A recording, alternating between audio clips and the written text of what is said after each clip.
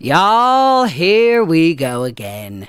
I just moved, so I am sorry. My background is plain. To get in the mood for this review of Imaginary, I'm going to let you imagine something exciting behind me.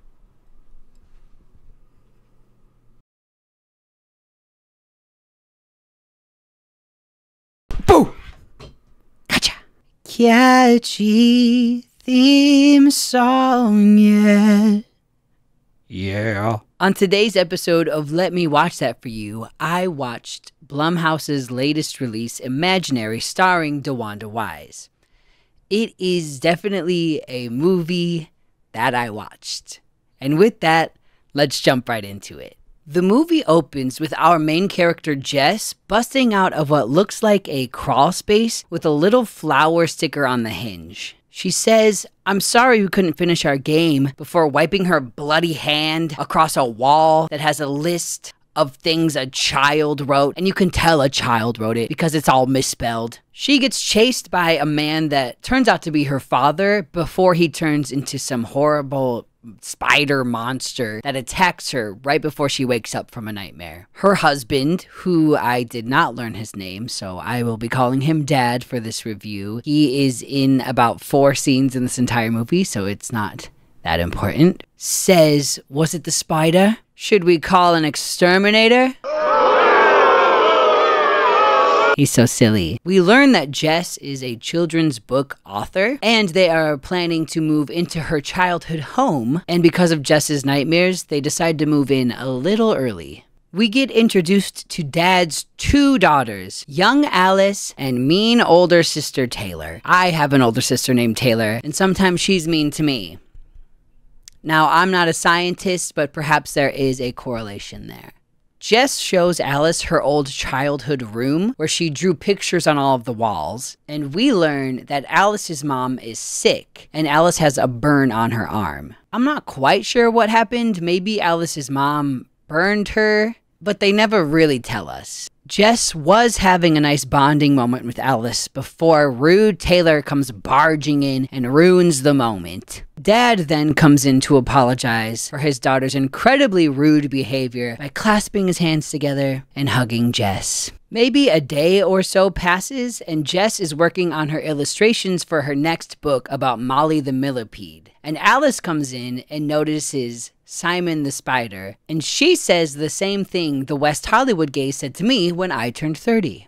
"He's icky. You should kill him." Alice really is her mother's daughter. Jess complains that she can't think of what to draw next, so Alice suggests that they play a game of hide and seek. Jess goes to hide and gets a phone call from, I believe, her publisher, so she heads outside of the house to take the phone call, while Alice hears a voice and ends up finding a stuffed bear named Chauncey in a hidden room in the basement. It is clear that this thing is evil, but compared to Alice, so far I'm not sure who's worse at the moment. We end up getting a zoom in on a flower sticker on a cellar door, so we can piece together that this is the place from Jess's nightmares. Okay, here's where I have my problem. Jess comes back inside looking for Alice, and she apologizes that she got a work call and says they can still play together before Alice cuts her off and says she found somebody else to play with. It's framed in a way like Jess dropped the ball and left Alice hanging, but Alice was the one who was supposed to find Jess. If Jess was hiding, then Alice just left her there. Alice is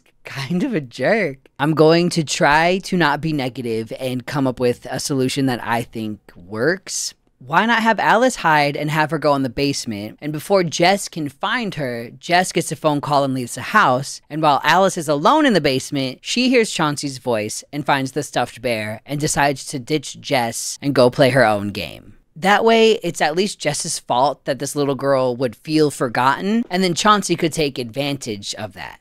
But instead we get rude Alice ditching her stepmom for some dusty old bear.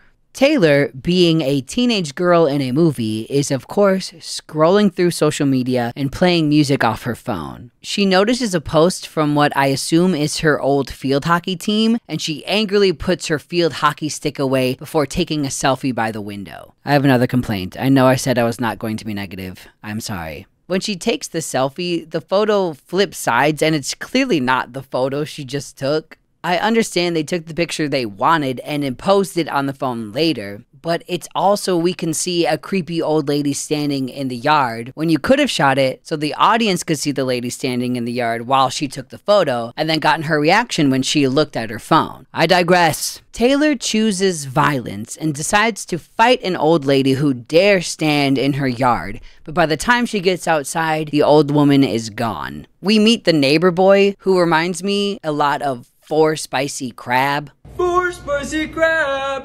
I can't explain it, but I'm going to call him Four Spicy Crab from now on because men in this movie are disposable and don't matter. Am I right, ladies? Woo! He tells her that the old woman in her yard is called Old Bag Patterson, which I don't even know it. Like, she's old. Is her last name Patterson? Whatever. He then offers to take Taylor to a bar where they don't card before Jess comes out and embarrasses her on purpose, saying, "Why don't you take her to Chuck E. Cheese? She's only 15. I guess you could say Jess is trying to poke the bear. That night before bed, Jess helps Dad take off like 7 pieces of jewelry before we learn that everyone had an imaginary friend growing up. But not Jess. Nope, she definitely did not have one, and if you thought she did, you would be wrong.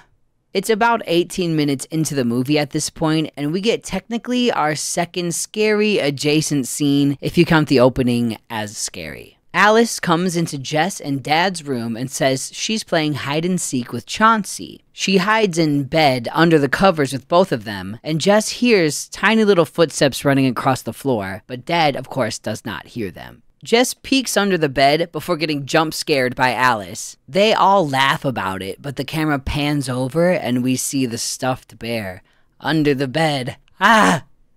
Chills. The next day, Jess creeps on Alice reading her book about Molly the Millipede while she has a conversation with the stuffed bear Chauncey. Jess, being the good stepmother that she is, steals the idea Alice had to make Simon the Spider want to be friends with Molly the Millipede instead of eat her. Shoulda got that copyright, kid. Welcome to the world of children's books. It's cutthroat. A bit later, Jess is making progress with her book, and Alice comes in, not for revenge, but instead with a scavenger hunt list that she says Chauncey gave her. It's similar to the list from the opening that was written on the wall, but again, Jess, the children's book author, did not have an imaginary friend, so it must be a coincidence. Alice says she can't show Jess the list, but she needs something happy. Jess draws a smiley face on a blue ball, and Alice checks it off the list. Hi, me being negative again. This is just my opinion, but she checks backwards, and that stood out to me more than anything else in this movie so far. That same night, Jess is drawing some more, and she gets so startled by the sound of a ball bouncing that she completely ruins what she's working on. Out of all the things to get scared by, it really wasn't that loud, but I get it. She looks for Alice, who she assumes is bouncing the ball, before she notices it on the basement staircase. As she reaches for it, the ball rolls even further down the stairs. It has a frowny face now, which reflected my face for the entire movie. For a brief moment, something creepy stands behind Jess, but this movie is so dark that you could miss it entirely. I feel like that one meme of that lady bent over squinting. She finds a box containing her childhood drawings, and she sees a picture of a door with the words "Never Ever" written under it. Jess heads back upstairs and hears Alice having a tea party with Chauncey. She decides to film it so that she can show Dad later. We hear a woman whisper back to Alice before Alice turns to Jess and says, "She says he's right behind you." And we're shown a scary figure standing behind Jess, but again, y'all, at this point, he might as well be imaginary because I can't see anything in this movie. I will turn the brightness up on the screenshot so that you can see it. When Jess turns around, a woman barges out of Alice's room and screams, "Stay away from her." It looks like she's reaching past Jess to whatever's behind her, but she barrels right into Jess and they both fall down. Mom, this is their biological mother, by the way. Mom holds on to Taylor and Alice and ominously says, "There's something here and I need to protect my girls," before she's wheeled back to the psych ward. This is the only time we really see the girl's mom, so I'm a little confused. Apparently Taylor texted her their new address because she thought she was doing better. She has her hospital wristband and she's wearing a hospital gown. Why did you think she was getting better? How did she get out of the hospital and get here? Why are her lips so chapped? She can see this imaginary monster? Why? Well, if you asked any of those questions, I regret to inform you that we will never know. Dad comforts Taylor and Jess goes to check on Alice, and she says that Chauncey made her mom appear normal, so apparently this bear can cause hallucinations. Alice says he can make her scars go away, and Jess shares that she has scars too, and that it's okay because they become a part of your story. I'm getting vague hints of a moral to the movie with that line, but I think we sail right past it. Alice says that she doesn't feel scared with Chauncey around, and that he said that Jess would understand because she had a friend just like him growing up. But again, as we know, Jess, the imaginative children's book author who writes a vaguely self-insert character that gets chased by a spider and who also has real-life nightmares about getting chased by a spider monster, has never had an imaginary friend. The next morning, Jess is painting again, and Alice says she likes Simon the Spider more now that he's sad. Again, I'm not really sure who the villain of this movie is so far. My money's on Alice. She asks Jess for a paintbrush for her scavenger hunt before the girls walk Dad out to the car. I guess Dad is a musician and he's going on tour? Well, don't worry about any of the logistics. He's gone for the rest of the movie, and Jess is left alone with the girls. Old Bag Patterson sneaks up on Jess and explains to her that she was her old babysitter before her dad went nuts. She goes on about how talented and creative she was, which must have been really profound to leave such an impression after all these years. Are you ready for a twist? Old Bag Patterson says Jess did have an imaginary friend, and sometimes was so convincing that young Bag Patterson almost believed that he was real. I did not see that coming. It's been about 4 minutes since Alice has said something wildly concerning that her parental figures just laugh off. So she interrupts the conversation and says she's hungry and Chauncey is gonna eat Old Bag Patterson. You might think Alice is under a spell or being manipulated or something, but I've seen this movie a few times now, and as far as I can tell, she's just kind of a punk sometimes. Jess decides to ditch the girls and go see her father at the nearby assisted living community. He's basically out of it and thinks she's his nurse until he yells at her for always talking at CB, which she thinks he's talking about a CB radio, but we've already all figured out that he means Chauncey Bear. Meanwhile, Alice tells Taylor that if she can finish Chauncey's scavenger hunt, he'll take her away to a secret place. So Taylor decides now is a great time to invite 4 Spicy Crab over to watch a movie. He and Alice do not get along before he takes some Molly and goes to open some liquor bottles before immediately dropping one and shattering it all over the floor.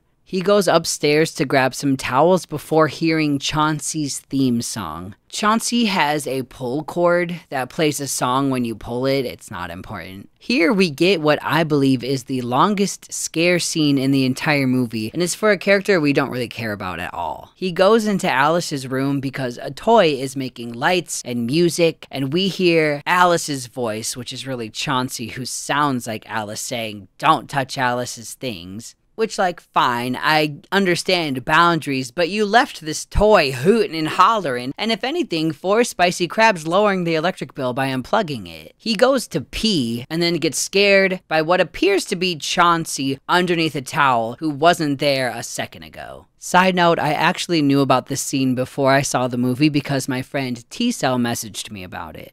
Honestly, it sums up how I feel perfectly, so I'm just gonna read as follows. It's not a spoiler, but there's a scene where the dude is pissing and he gets scared, so he gets piss on his hands, and then looks to the sink and sees clean towels on them. So he wipes the piss off the clean towels and then walks out. Why not just wash your hands in the fucking sink? In the hallway, 4 Spicy Crab gets scared by the real Chauncey Bear before Taylor catches him screaming on the floor with her little sister's blanket. Jess scares them both and he makes a really weird noise. No, Taylor. What is that? We find out that the Molly he took was just his mother's allergy medication. Lightweight, can't even handle a Zyrtec. Although, definitely weird for his mom to keep allergy medicine in a Ziploc baggie, so I'm dubbing that entire family as weird. Meanwhile, Alice is in the backyard and she pulls a plank off of the fence with a giant nail sticking out of it. And she's going to smash her hand on the nail to check off another box on her scavenger hunt list. Chauncey apparently makes it look like a flower instead of a nail, but she asks, "You promise it won't hurt?" But the scavenger hunt list literally says something that hurts. What did you expect? Before she can stab herself, Jess pushes the plank out of the way at the last second. And we all know it's time to call the therapist. Dr. Soto sets up a camera and tells Alice to let Chauncey know that she was scared and didn't want to hurt her hand. Alice turns away from the camera and we hear Chauncey reply back and forth with what sounds like Alice's voice. So it seems like she's just talking to herself. I will give it up for this little girl. She does a great job crying and yelling at what is essentially a recording of her own voice. So kudos to her for that. Alice turns towards the doctor while Chauncey is still speaking, revealing that Alice has not been talking to herself this entire time. Side note, Chauncey says that if the therapist says anything to Jess, he'll hurt her 3 ugly granddaughters. And I just wonder what it would feel like to be cast as ugly granddaughter number 2 in Blumhouse's Imaginary. Dr. Soto pulls Jess aside and brings up a clip of a previous patient on her computer with her 3 ugly granddaughters, the movie's words, not mine, as her background. I just realized this has to be like a giant breach of doctor-patient confidentiality to show this to Jess. The little boy mentions the words never ever, which Alice/Chauncey said as well during their therapy session, and it's written on Jess's childhood drawing. Apparently the boy went missing a few days after the video was recorded and he was never found. We are a little over halfway through this movie and we get a second twist. Are you ready? Only Jess and Alice can see the bear. We get flashbacks of Alice holding air and talking to nothing. Jess even gets a flashback of a scene she wasn't even in. Truly frightening. I feel like the movie wants this to have the same amount of weight as the twist from The Sixth Sense, but it has done none of the work to deserve that reaction. So if you haven't pieced it together by now, Chauncey Bear is Jess's old imaginary friend from her childhood who now wants to take Alice through the Never Ever door, and the scavenger hunt list is basically a ritual for items needed to open that door. As Dr. Soto is leaving, she says she has a colleague that Jess should call and gives her his number, but she never contacts this colleague at all. And I'm not sure if there were reshoots or if an entire character was perhaps cut from the final edit of this film, or maybe this was just a completely pointless line. Looking it up, I couldn't find any information on any sort of reshoots, but maybe they just didn't release that information at the time I made this video. Jess is too busy looking at old pictures she drew that all have Chauncey in them to notice that Alice has gone to the basement and completed the Never Ever door ritual. Jess and Taylor go into the basement after realizing that Alice is missing, and they see a blue door painted on the wall in the hidden room of the basement, but decide to look for Alice in the neighborhood instead of assuming that she opened a magic portal because she collected a jar of bugs and a paintbrush. Fools! Taylor and Jess have a fight, and Jess goes home to look for clues while Taylor continues to search the neighborhood. Taylor meets up with Old Bag Patterson, and we get an exposition dump while Jess repaints all of her childhood paintings on the wall because she still hasn't somehow put together that Chauncey Bear was her imaginary friend from when she was a kid. Taylor learns that every kid has an imaginary friend, and usually their bond just fades over time, but Jess has such a Giga Chad imagination, and she left so suddenly when her dad lost his mind, that Chauncey decided to wait for her to come back in hopes of keeping her there forever. Taylor, Old Bag Patterson, and Jess reconvene and decide to complete the scavenger hunt list on their own in an attempt to open the Never Ever door and hopefully find Alice. Jess has this giant streak of paint on her forehead. I know she was moving furniture and painting over her old drawings, but she's not covered in paint. She just has a giant streak on her forehead like a makeup swatch for the Blue Man Group. Thankfully, they used their precious dwindling time in between shots of them gathering items for this list to wipe off Jess's face. For the something that hurts item of the list, Jess stabs her hand with a pair of scissors, but for some reason that doesn't work. She ends up insulting Taylor, saying that it's her fault her sister is missing and that she's selfish just like her mother. And it turns out the emotional pain was enough to make the ritual work. Old Bag Patterson flat out tells us this after we already know what happened.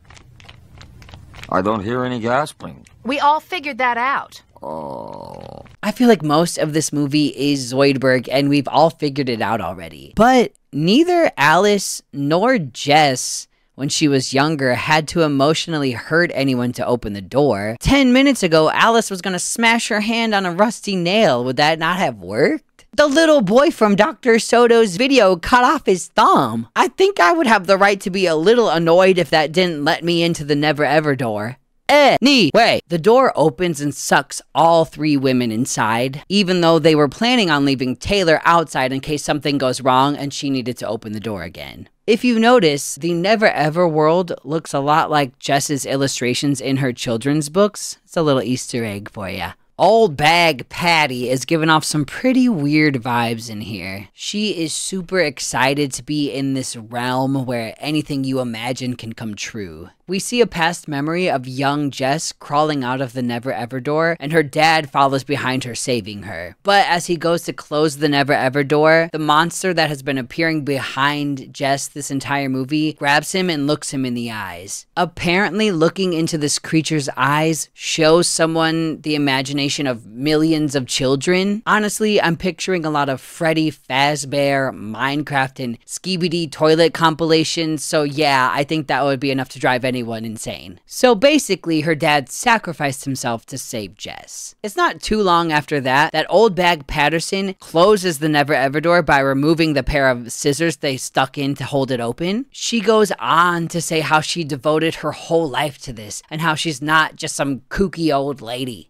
As she's having a monologue about how they all can stay there forever and be happy, Chauncey busts through a door and kills her immediately. She's actually the only character to die in this entire movie. I don't think people need to die in a movie in order to make it scary, but outside of one little murder, Alice is way scarier than Chauncey. Jess and Taylor end up getting separated by the doors, and Taylor is alone in an empty room with that toy from earlier that played Chauncey's theme song and had the rotating lights. There is a light shaped like a bear that is rotating on the wall, and it's getting closer and closer to the giant Chauncey Bear poster, and just as it's about to line up and light up the bear, Taylor unplugs the light. We see a silhouette of Chauncey standing there, and she goes to plug the toy back in after taking off the lampshade, which I thought was pretty smart. She can't find the plug without turning around, and the instant she plugs it in, a demonic Alice appears in her face. The little girl actress kind of jumps when Taylor screams, and I just thought that was funny.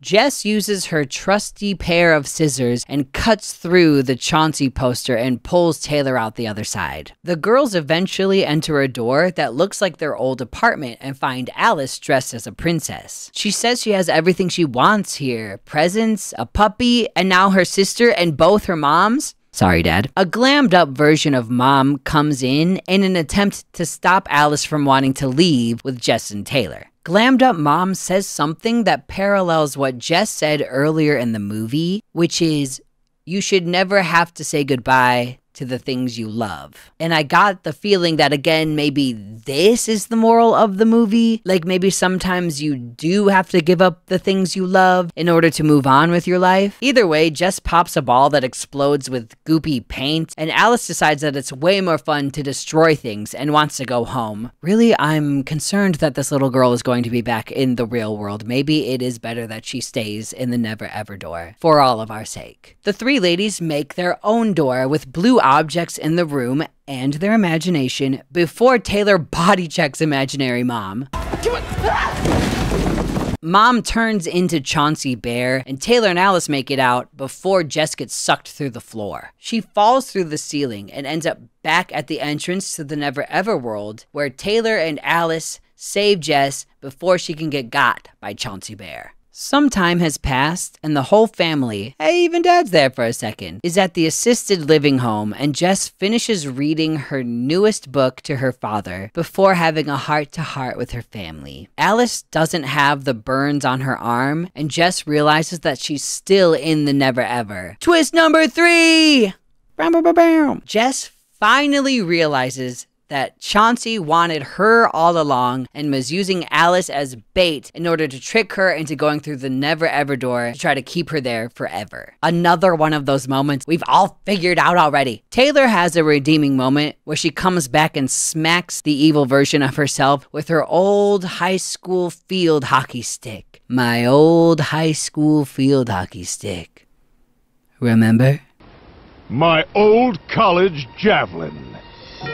Remember? They all make it through the door back home for real this time and start to cover up the Never Ever door with black paint. But the monster, which I guess is Chauncey, stares at Jess like he did to her father, which is supposed to make people go crazy. But Taylor and Jess both stare at him for a good minute while Alice is busy getting a quippy one-liner in before lighting him on fire, so I guess they're okay. She was shown to be afraid of fire throughout the movies because of her burns, so I guess this counts as character growth?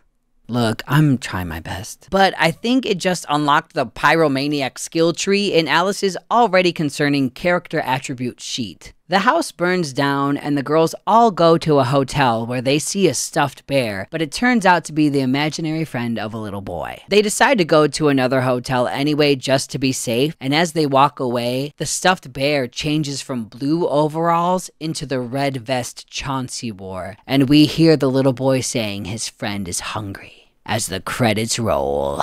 Oh boy, this movie had a lot of potential, I think. The idea of imaginary friends turning evil is a fun premise. I kind of wanted it to be more of a dark comedy, because having a stuffed bear saying he's hungry for an entire movie, but only having him eat one person is kind of a letdown. I really like DeWanda Wise. I think she's incredibly endearing in this movie. You can't help but root for her. All she wants to do is to be a good motherly figure for these girls. And in the end, she does get what she wants, so I guess there's some payoff to her character. But I wish there was more of a concise theme or lesson in this movie. Like I said earlier, it seemed like maybe letting go of things that you hold on to from your past that prevent you from moving on with your life would be a good lesson to learn in all of this. Kids grow out of having an imaginary friend, so that literal growth could also be a metaphor in some way. But Jess is a well-adjusted adult for the most part. She had a traumatic event that happened to her as a kid, and she practically forgot about the whole thing until her evil imaginary friend tried to kidnap her forever. She didn't really need a lot of growth, to be honest. I hate to say it, but movies like this are why I started this YouTube channel to begin with. I think it's a much better use of your time to hear a summary of this movie, and a much better use of your money to go rent something else. But what did you guys think? Y'all have been really active in my comments, and half of you give better commentary than I ever could. So if you could do me a favor and reel it in, stop making me look bad on my own YouTube channel. Thank you very much. If you made it this far and you want to stay up to date on when my next video will be posted, it would be awesome if you could hit that subscribe button. It would be cool to hit 1,000 subscribers at some point. I know that's a ways off, but I guess I can